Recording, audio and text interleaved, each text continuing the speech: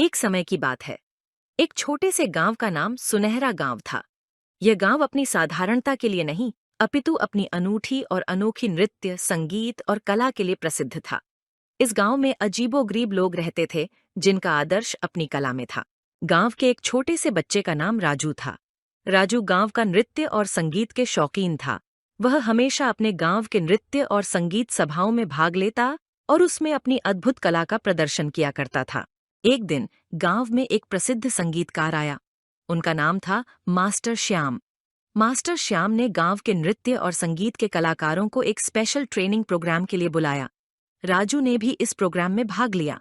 Programme के दौरान master Shyam ने सभी कलाकारों को नए नृत्य और संगीत तकनीक का परिचय दिया। लेकिन एक दिन मास्टर श्याम ने कला को छोड़कर कुछ अलग किया। वह गांव के हर कलाकार को एक खास अभ्यास सिखाया, ध्यान केंद्रित करने की कला। राजू ने भी मास्टर श्याम के उपदेशों को ध्यानपूर्वक सुना। उसने समझा कि कला है ध्यान का परिणाम और ध्यान विचारों को स्थिर रखने का एक उत्तम तरीका है। राजू ने गांव में इस नए अभ्यास को लागू किया। वह नाचते समय ध्यान से अपने विचारों को संरक्षित रखने का प्रयास करता था। इसके परिणाम स्वरूप उसका नृत्य और संगीत और भी सुंदर और मनोहारी हो गया। गांव के लोग राजू के नए अभ्यास को पसंद करने लगे। उनका नृत्य और संगीत अब और भी मधुर हो गया। गांव में खुशियां और समृद्धि की लहरें छाई गईं।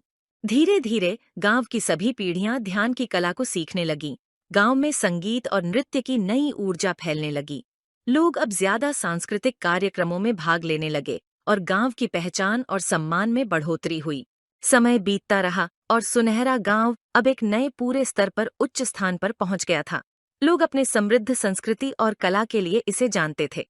इस कहानी का संदेश है कि कला हमें न केवल अद्भुत विचारों को दिखाती है, बल्कि यह हमें ध्यान और एकाग्रता का भी मार्गदर्शन करती है। यह हमें सामाजिक और सांस्कृतिक रूप से समृद्ध बनाती है। इसलिए हमें अपनी कला को समझने और उसमें ध्यान केंद्रित करने का प्रयास करना चाहिए। ध्यान की कला ही सच्ची कला है, जो हमें अपने जीवन को सुंदर बनाती है।